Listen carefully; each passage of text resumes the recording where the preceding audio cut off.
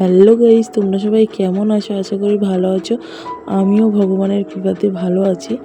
তো আজকে তোমাদের সাথে আবারও একটু ব্লগ নিয়ে চলে এলাম। অবশ্যই ভালো লাগবে, ভালো লাগলে লাইক কমেন্ট শেয়ার করতে একদমই ভুলো না। তো দেখো, ঘুম থেকে উঠে পড়েছি অনেকক্ষণ সমস্ত কাজ সেরে। তো এই দেখো চা খেতে বসে পড়েছি। তো চাটা হচ্ছে, চাটা খাওয়ার পর এইদিকে 9টা বেজে গেছে। আজকে মেয়েকে খাওয়ালাম সাবু। তো সাবুতে কিচ্ছু দিইনি, সামান্য পরিমাণে লবণ আর মিছরি অ্যাড করেছি। তো তারপরে এই যে মেয়ের যে খিচুড়িটা খাওয়াবো সেটা করছি। আজকে একটু রসুন থেতো করে নিয়েছি, পেঁয়াজ, পালং শাক, গাজর আর সামান্য পরিমাণে মূলো, আলু টালু দিয়ে হচ্ছে যে খিচুড়িটা করেছি। তারপর এদিকে দেখো রান্নার জোগাড় হয়ে গেছে। আলু পটলের তরকারি হবে, ডিম দিয়ে, আর টক হবে মূলো টুলো দিয়ে। তারপর তোমাদেরকে একটা টিপস শেয়ার করি। দেখো, বাচ্চাদের এই শীতকালে ঠান্ডা লাগার সম্ভাবনা থাকে। তোমরা অনেকে জানো যে কলা খেলে হয়তো ঠান্ডা লাগে, কিন্তু এটা একদমই ভুল।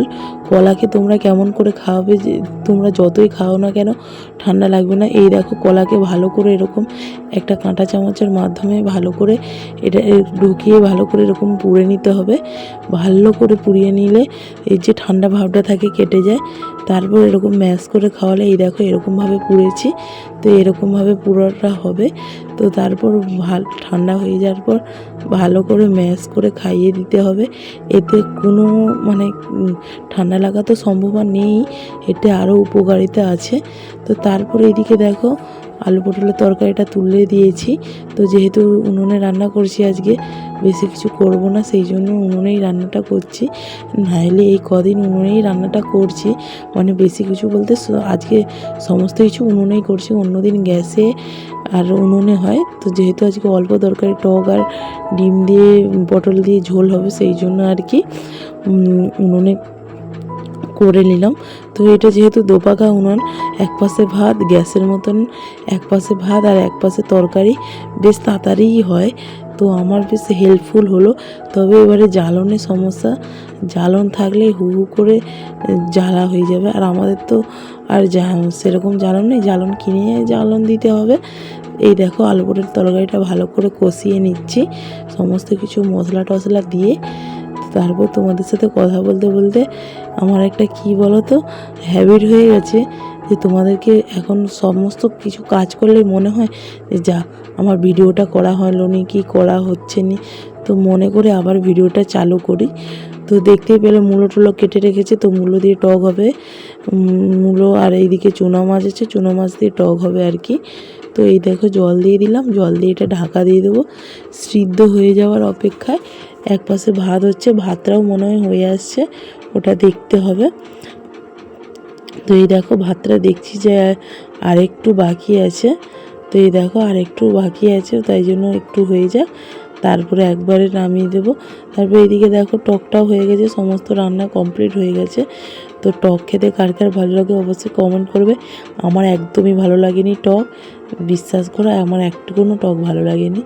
তারপর এইদিকে দেখো মেয়েকেই দেখো খিচুড়ি আর একটা গোটা ডিম সিদ্ধ খাইয়ে দিলাম। তো এইদিকে আমি আজকে বানাবো ড্রাই ফ্রুট পাউডার, আর এই যে মেয়ের খাবারটা করে রেখেছি ঠান্ডা হওয়ার জন্য। এইদিকে ড্রাই ফ্রুটের নিয়েছি কাজু বাদাম আর আমন্ড বাদাম, আর কিছু সেরকম নিইনি। তো ওটাকে ভালো করে রোস্ট করে নিতে হবে। এরকম দেখো কালো কালো ভাব, একটা লালচি লালচি ভাব চলে আসলে নামিয়ে ঠান্ডা করে তারপর মিক্সার গ্রাইন্ডার দিয়ে দিবে।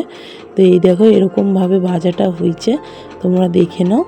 তো এই দেখো একটা ভাজা হলে সেন্ট মতন হয়ে মানে গন্ধ উঠবে।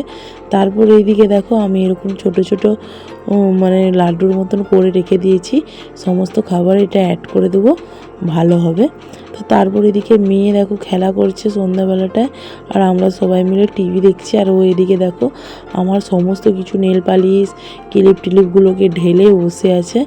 তো ও আর সন্ধ্যা দিয়ে কোথায় যাবে, বাইরে যা ঠান্ডা পড়েছে। আমাদের পাশের বাড়ি কাকিমাদের বাড়ি যেত, এখন আর যাওয়া হয়নি ঠান্ডার জন্য। তো ফ্রেন্ড, তো সবাইকে গুড নাইট জানাই। তো যাই হোক, আমার মেয়ে এখন ভাত টাত খেলো আর কি, ভাত টাত খাওয়া হয়ে গেছে আমাদের সবাইকারই। তো মেয়ে ভাত খেয়েছে, দুধ দিয়ে ভাত খেয়েছে, আজ আর দেখালাম না। তো এই দেখো আমরা শুয়েও পড়ছি, এই দেখো দরজা টরজা লাগিয়ে দিয়েছি, আর এদিকে দেখো মশারি খাটিয়েছি। আর এই দেখো মেয়েকে, মামাম টাটা করো, টাটা করো, টাটা। এই যে মেয়ে শুয়ে পড়েছে, আমি এই যে শুবো। তো আজকের মতন ভিডিওটা এতটুকুই। ভালো লাগলে অবশ্যই লাইক কমেন্ট শেয়ার করতে একদমই ভুলো না। তোমাদের একটা লাইক একটা কমেন্ট আমাকে পরবর্তী ভিডিও বানাতে মোটিভেট করে। আর তোমরা কী ধরনের ভিডিও চাও সেটাও বলবে, অবশ্যই আমি বানানোর চেষ্টা করব।